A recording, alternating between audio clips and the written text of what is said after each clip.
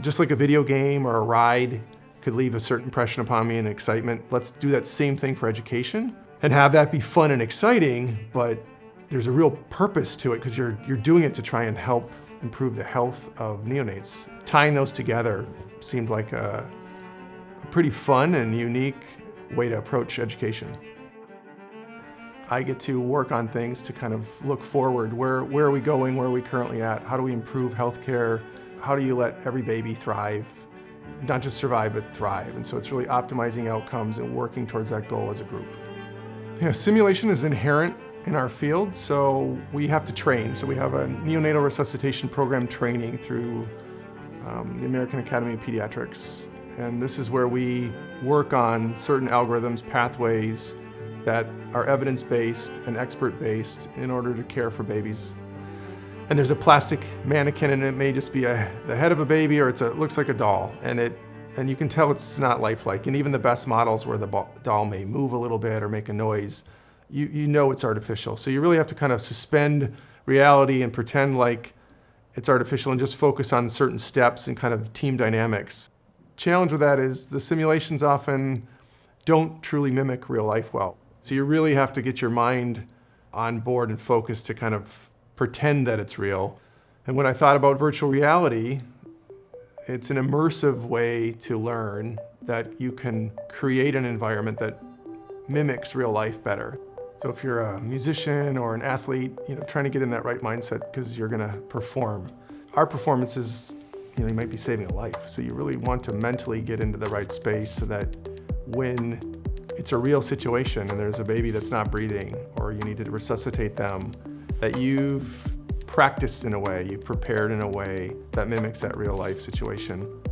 The closer you can get to it, I think the more calm you'll be and you'll react in a better scenario. It's just like an airline pilot or anyone else when they train for these scenarios that you really want to be ready for it and not panic. It prepares you better. And if you can practice that over and over, you'll stay more calm and you'll think more clearly when it's a real life situation. I think just the ability to work users. I don't just have to be in it by myself. There can be avatars that are already in it that are like a nurse, they're more stationary, they could have some movement, but I could also have a colleague who could put on a headset. And what I really liked is I could be in one site, someone else could be in another part of the country or another part of the world, and we could all be in the same space, learning from each other. I could bring experts in, I could bring trainees in. The traditional way of learning, we couldn't bring all those people together. We'd all have to get on airplanes and fly to a current site. It's just not logistically feasible. So this became something that wow, if in the future I could be anywhere and throw on the headset, or I can just put it in my backpack, which I do. I'll take the headset somewhere and I can just throw it on the table here and get into this new scene. And that to me was really exciting and I think offers kind of endless possibilities really for where you could go with this from an educational perspective. We did a project with some folks in Vietnam. One of our fellows who I've been working with, Dr. Trin, we arranged for her to do a rotation in Ho Chi Minh City. So she was at a neonatal intensive care unit there, working with physicians. And I would log on in my basement on Zoom, say hi to them. I'd put on my headset and we would meet in the resuscitation bay that we'd created. And then we would work on teaching and training there. So we would go through a scenario where we had to resuscitate a baby. And she was interpreting, so she's in Vietnam, I'm in my basement. You can do this anywhere. All you need is you need your laptop, you need your headset, and you need some Wi-Fi, and that's about it.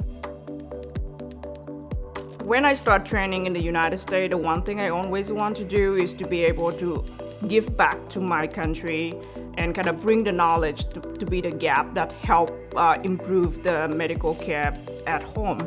I opt to do it in Vietnam, where I can kind of experience firsthand what the neonatal care look like at home, because you cannot really improve anything until you actually understand how things are. I don't think people really understand what virtual reality simulation is until they actually tried it. When I kind of pitched the project to the head of the department there, he was just like, okay, so it's similar to simulations. And I was like, to a sense, but in this case, I don't really need a mannequin. Everything will be virtual. I think most of them was expecting to just put on the headset and maybe watch a video. I don't think they really understand or expected that it's gonna be, they actually gonna interact with the virtual babies and will resuscitate the virtual babies. So we have physicians from like rural area Vietnam that came to the unit for other training, and here we all three of us was virtually present in the resuscitation room. We were talking to each other. I just have to kind of relate what Dr. McAdams or the physician from Vietnam was saying. Usually we do it in the simulation center, whereas there's not really like delivery happening. So the room is usually very quiet. There are usually no alarms, no talking. Virtual reality allows us to mimic the environment that we see in real clinical scenario. We can have the background noises with like people talking, the alarms of the machines, the breathing machines, and then the noise that the patient actually make, which usually not easily replicable with the mannequin.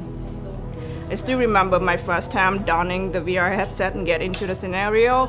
Like I can hear the alarm, I can feel my heart rate I went up, and I was like, wow, I did not usually have this response during a regular simulation. So that was really cool. It helped me become a better physician in real life.